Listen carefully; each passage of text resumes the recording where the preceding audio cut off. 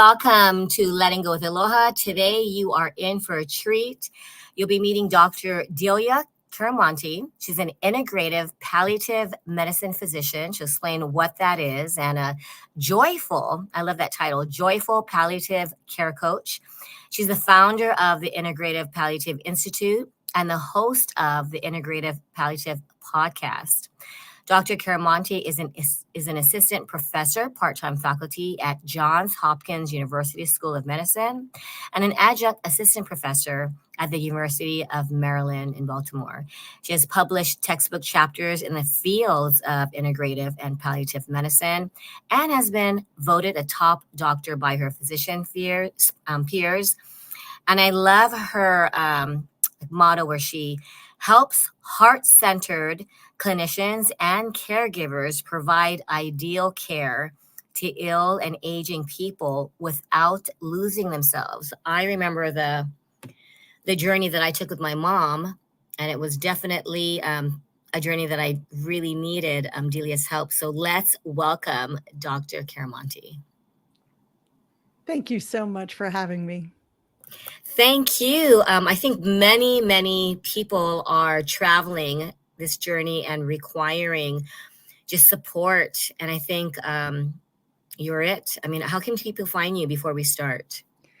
They can find me on my website, which is integrativepalliative.com, or they can find a lot of the tools that I use in my book, which is Coping Courageously, a heart-centered guide for navigating a loved one's illness without losing yourself. And they can find that at copingcourageously.com or on Amazon. Thank you. That's such an amazing resource to have. And I love how I think we do lose ourselves, people who travel that journey. How did you have that passion? Where did it ignite from? Well, I think I've had a passion for caring for patients for a long time as a physician, but I really understood the caregiver's journey when one of my children got fairly significantly injured and had a multi-year recovery.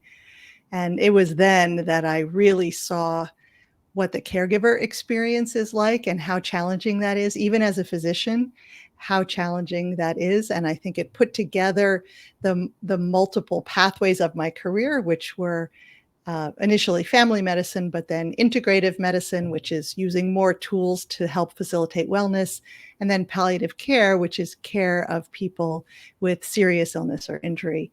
And so I've put those together. I really believe that all palliative care should be integrative palliative care, because we should care mind, body, spirit for the person and family, and then use all the tools that work. So medicines are wonderful, but also acupuncture, massage, meditation, all of these tools can help reduce suffering. So why not use all the things that work? Definitely. What is your, if you had like a top tip for someone who's struggling this journey, what do you think would provide them a little peace in those moments where you think, I don't think I can handle this?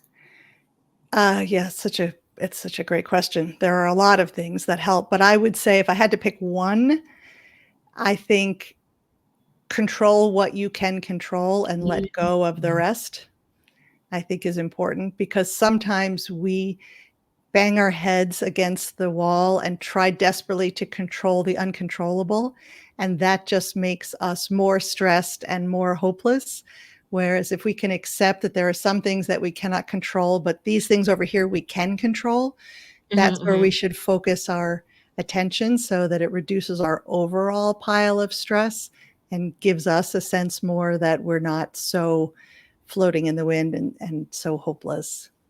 Floating in the wind. That's a great analogy. I think when I look back, my mom passed in 2016. We were 2021. I'm sorry. We were so focused on making sure that she finished her food, and you get so stressed when they refuse. It's like one more bite. No, one more bite. And then I remember my friend saying, because you really get caught up. Like you need to do these exercises. You need to eat. You need to take your meds. How do we understand the difference between, right? Like you think, well, I need to control this, or else like I'm not a good caregiver. Yeah, I'm so glad you brought that up, because food causes so much stress in families. It really does, because as people are getting sicker and getting closer to the end of their life, their body shuts down and it no longer wants the food. And as a matter of fact, Mhm. push it too much, it increases their distress. But we grow up feeling like food is love and food is health. And so there's a lot of conflict that happens in families around food. So I think the other tip that I would give that is related to that is spend more time being with your loved one who's very ill and less time doing. Because in that great example that you gave, trying to make someone eat, it doesn't stop their disease from progressing, right? What you can't control is the progression of their disease. What you can control is the connection that you have with the person. If you spend time at their bedside supporting each other rather than making conflict around food, for example, or whatever else. So spending more time being with someone as they come to the end of their life and less doing, meaning cleaning up the house and running to get groceries and making more Mhm. food and like busy, busy, busy, busy. We do that because it feels good. It feels like I can control this. But then Mhm. in that case, what really matters is just being with the person. And it can be so hard to just sit, you know, but What a that great really is reminder. where that's where they might say a little something that you might have missed if you were running around doing the dishes, right? You might have a moment of connection. They might open their eyes and you look into their eyes and they look into yours and you have a moment there that you would miss if you were going around organizing the closets. So I think that is really important when you have someone who's very ill and coming to the end of their life, to try hard to be and not so much do. I wish I knew that. I think, you know what happens when a doctor tells you she needs to do these exercises, right? And so we have that huge exercise ball. Yeah. And then my husband got into it, like, come on, mom, you have to just hold it, just do it. The doctor said, you do all these things. And I remember my friend said, Karen, which is more important, arguing about lifting the exercise ball, that Yeah. she needs to do this and this. And it just clicked. Yeah. Good for And I you. told my husband, it is not worth the arguing. And he Right. said, but the doctor said, and I think we really believe that this, and this needs to be done, or Yeah. else we're not doing the right thing, right? Especially when it's Right. an event. So I'm glad you're giving all of us permission to just Totally. be. And I think that it's important to realize that doctors don't really learn how to manage the idea that they can't cure the person. Doctors are people first, and they have their own issues around death. Maybe they lost a parent. Maybe they're afraid to die. Maybe they feel like Mhm. they've failed because they can't cure the person, your loved one. And so they bring all their own stuff that is not necessarily helpful. So, if a person, and you can find out some of this by asking the doctor some specific questions. So, if my loved one, given her state of illness, does these exercises, is it realistically going to change her function given how sick she is? And sometimes it will, but sometimes if you ask that question, the doctor might say, well, no. She has very advanced cancer and it's going to continue to advance, and this is not really going to change that. And then you can make better decisions for your family, because if it's fun and they like it and it makes connection, great. But you really want to prioritize connection as somebody comes to the end of their life. And if you're doing something that isn't really going to make a big difference in their outcome, but is going to put stress in your relationship, you don't want to do that, right? Mhm, mhm. Prioritizing connection. So I think you were so wise when you thought about, gosh, if she's getting annoyed at us bothering her about this ball, is that really what we want to be spending our limited time doing? And no, it isn't. Right, I think and that's I mean, with parenting, with anything, Yeah. prioritizing connections. Yeah. I remember, one time, actually, my mom came to me, and it was just shocking, because she said, "I just wanna thank you. I keep forgetting to thank you for taking care of me." Oh, I was just, because you're just wow. going, going, going, and I think that moment of clarity, like you said, Yeah. it's that brief connection, because there's so many, arguments, but Yeah. that is a huge, what you said. just like what is the number one priority? Yeah. So we're going to take a quick break. And what I'd love to talk about is the PQ journey, positive intelligence. I think we'll just chat about how it can impact the caregiving journey as well. So stay tuned and we'll be right back.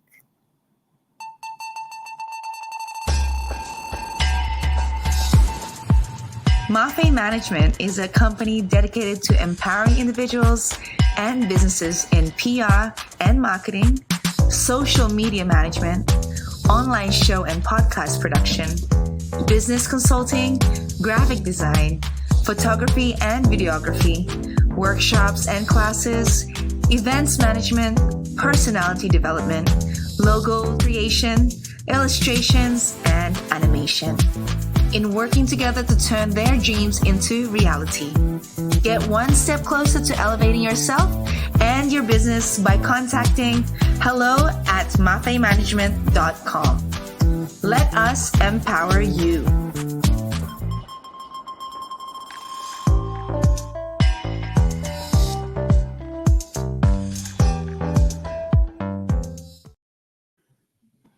Speaking of empowering, this is how I got to know or meet Dr. Chiaramonte, is that we both know Bonnie Graham from Technology for Revolution. And I was so just amazed at what you do, but also that you were interested and you did the PQ journey. Yeah.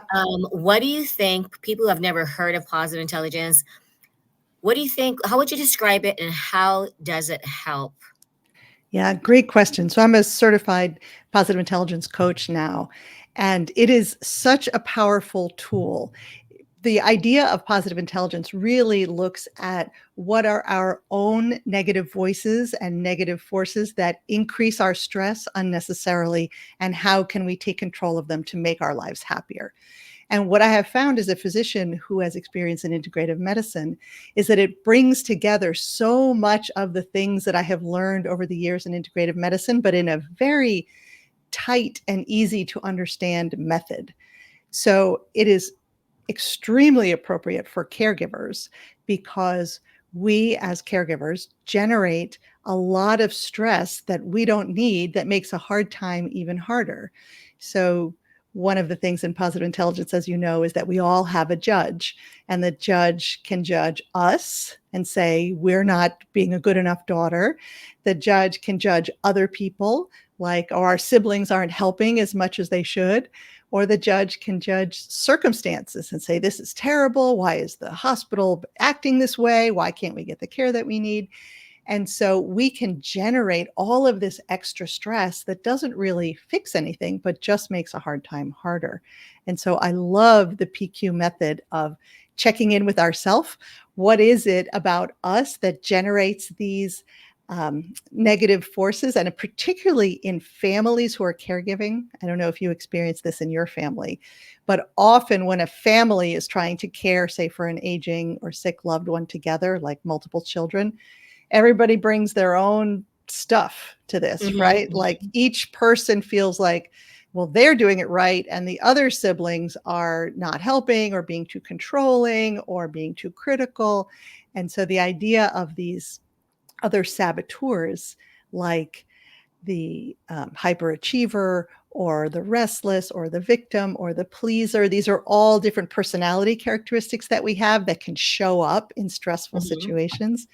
And having the language to understand, like, oh, that's probably my sister's pleaser showing up right now, or that's my brother's controller showing up right now, can make it easier to have calm family relationships, and even in a difficult time, as opposed to thinking like, he's so controlling and so terrible, right? Or she just wants us to like her, but won't actually do any work.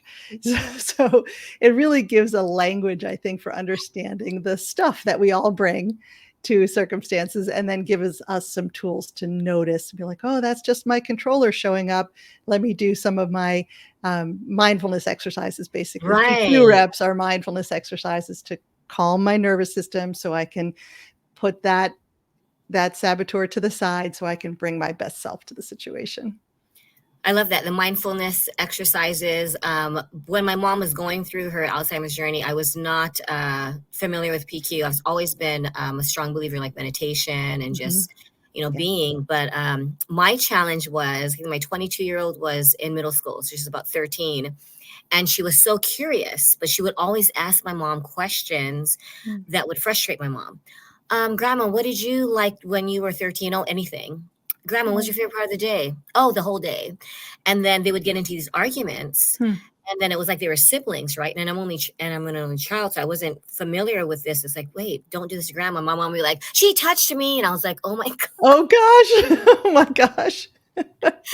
And then of course you're just frustrated. And I didn't realize this is what it must be like. I have 2 daughters. So then the whole, like, I don't understand how you can get irritated, but love them. I'm like, oh, it's like a marriage. I mean, it's like any relationship, right? Exactly. Yeah.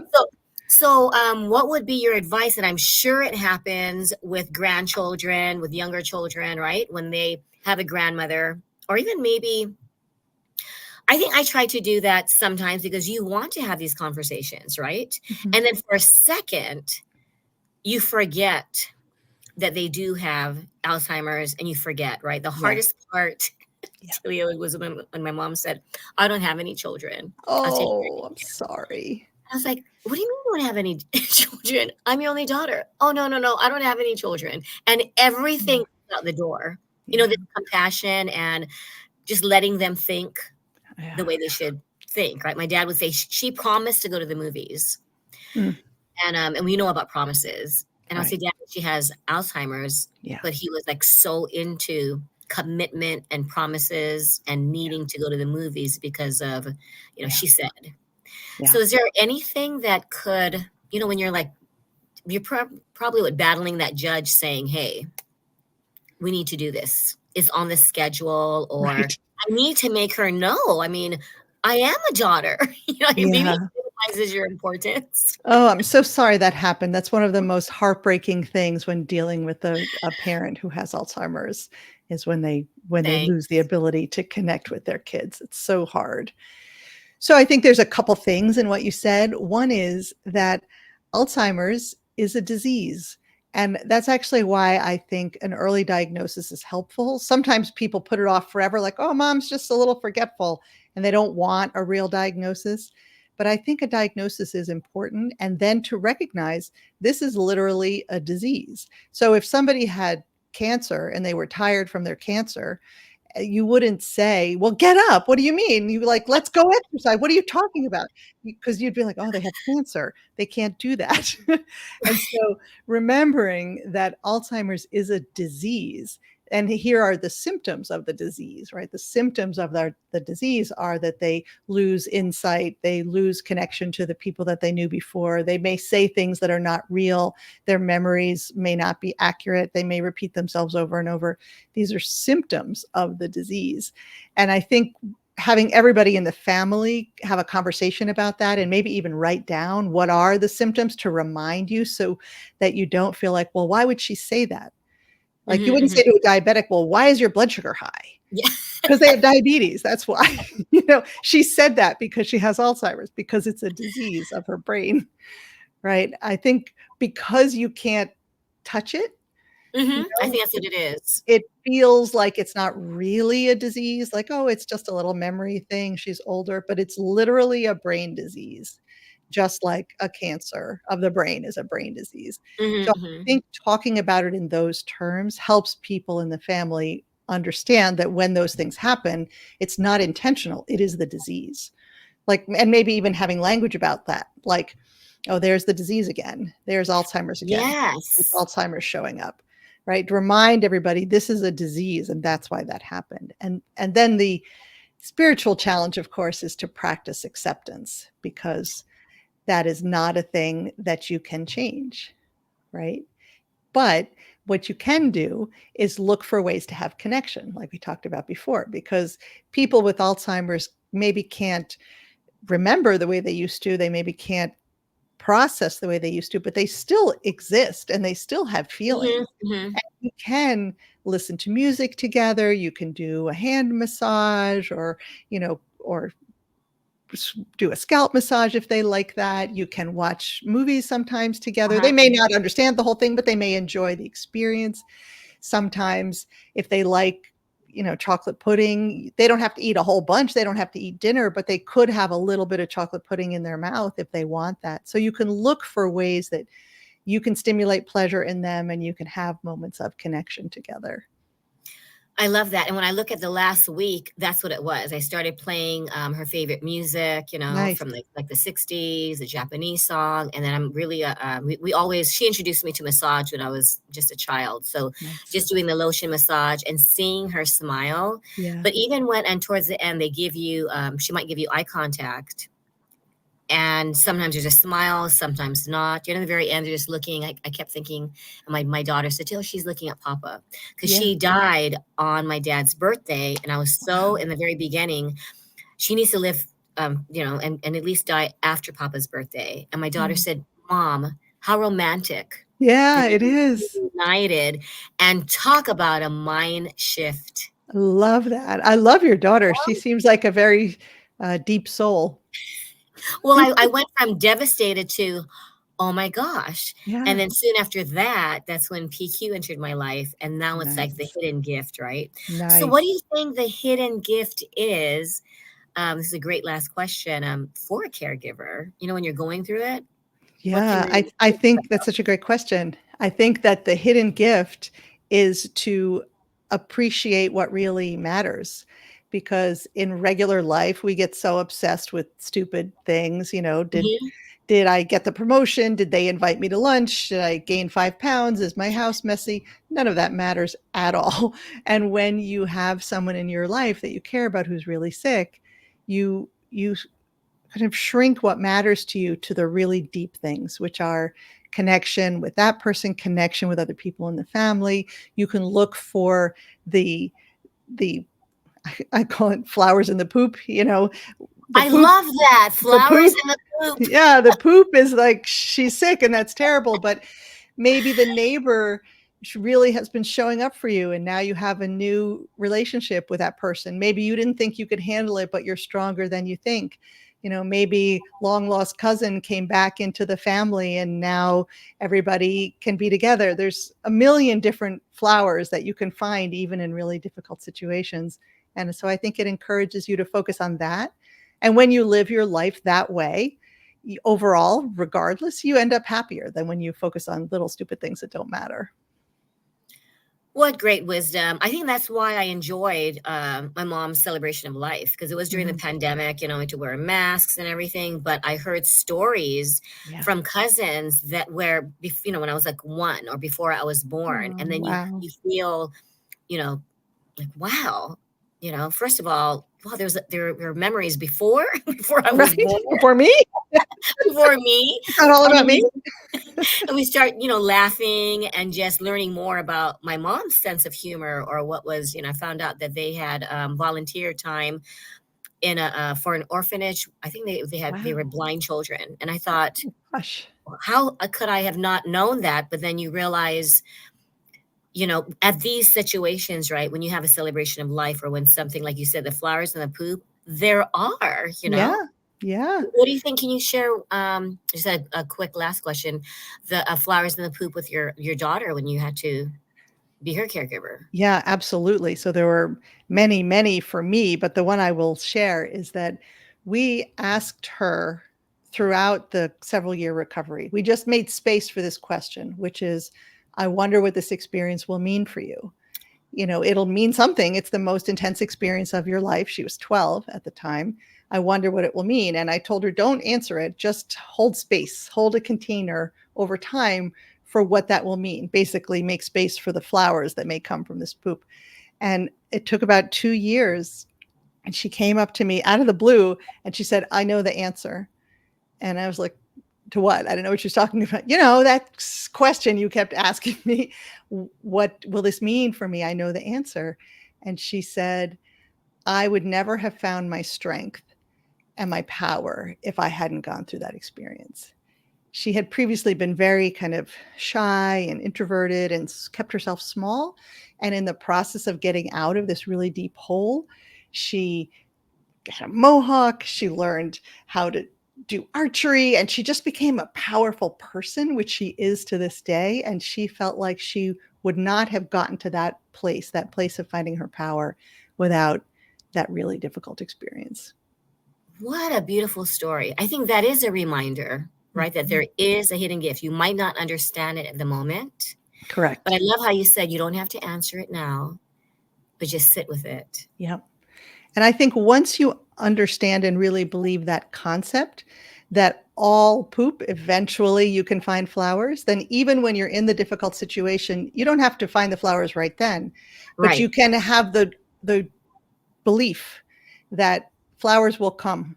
I don't see what they are right now. Right now it feels really dark, but I know that every difficult experience has growth, has flowers. I know they're going to come. And when you know that, it makes even the really dark times less dark, easier to bear.